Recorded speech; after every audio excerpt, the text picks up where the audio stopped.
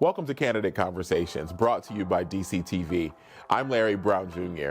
Today I'll be talking to your candidates for delegate to the House of Representatives, mayor, chair of the DC City Council, and at-large Ward 3 and Ward 5 council members.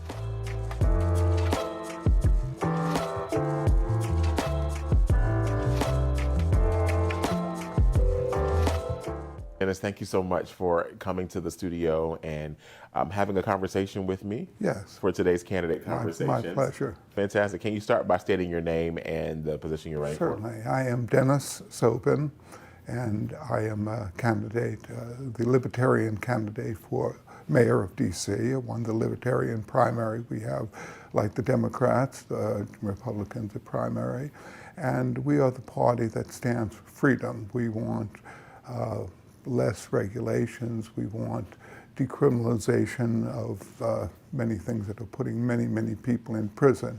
But we'll get into that. I'm doing my whole spiel now. Sure. So tell me, Dennis, what do you identify then as the #1 problem in DC, and how do you plan to address that? Well, I think DC is a war zone right now, mostly because of the war on drugs, which I and my party are firmly opposed to.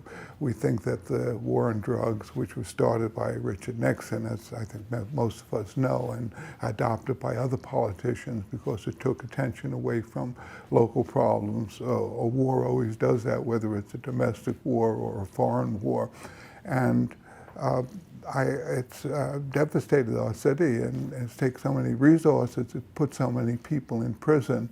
And even worse, it's a racist war. If you go down to the DC jail, you'll see 95% of the people there in jail being black, and that's only because this war is fought in the poor sections of DC, not the richer sections. We don't have in richer sections the open drug markets, for example, that the more impoverished areas have. So the police keep their distance from white people who use just as many drugs as non-white people.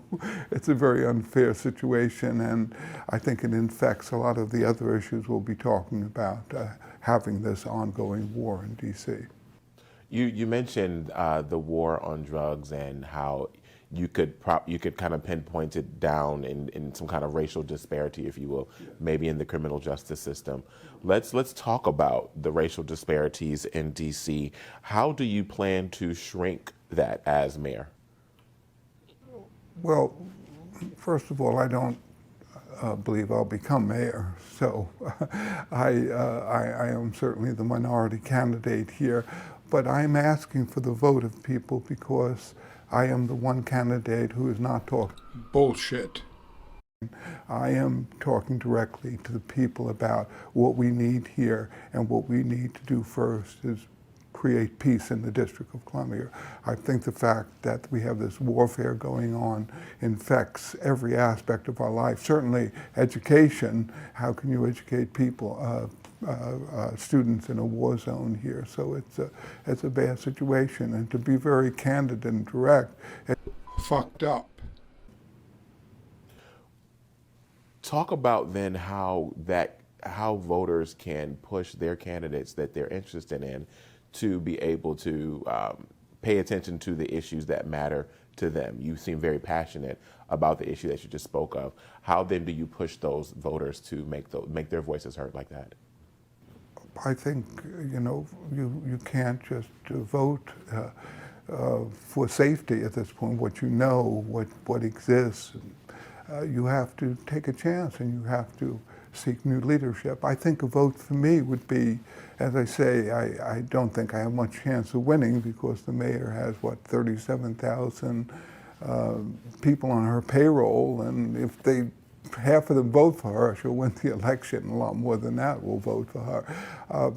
But I think people should vote for me because it would send a message to say that enough is enough. We want less people in jail. We want less violence in the street. We want children to get an education, not worry about whether they're going to go home to having lost a mother or a father or a sister or a brother in the shooting that's going on. We have to create more respect for the law, and it's hard to respect laws that all of us disobey in one way or another. We need less laws. And it's a very difficult and, I believe, racist situation. Dennis, you mentioned why you want voters to vote for you. Is there anything else that you want the voters to know as we wrap? Well, I'm the candidate who would put it directly and succinctly to voters by saying that I will not just go along with the existing system. I am for change. There's no bullshit in my campaign. If you want to be a dickhead, you should vote the way you've always voted, but if you want some change here, you should vote for me, Dennis Sobin. I'm the person that will tell it as it is exactly. One of the other candidates in the race, which was well known as a stand-up comedian, uses very provocative language, very direct language, very insightful things, and I admire that. But on the campaign trail, it's all, this jargon about new leadership, new this and that, and he's not really saying anything. He's not being direct. He's not criticizing. He's not stating, like I am stating quite directly, that we have a fucked up situation in DC and we have to make some changes here. And it would be a very courageous thing, I believe, to vote for me. At least the more votes I get, the more it would send a message to whoever becomes the mayor, and the existing mayor feels comfortably that she'll be the next mayor as well, serving a third term. It would send a message to her that we have one person here that people believe in and that we want some changes here done, and we want peace and respect for the law in the district. We want a less racist situation.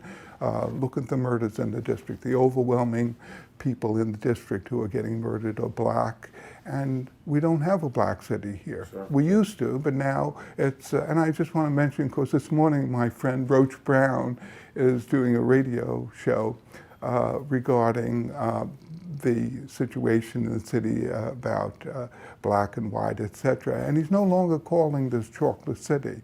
He's now calling it chocolate chip city. And I think it's a good term.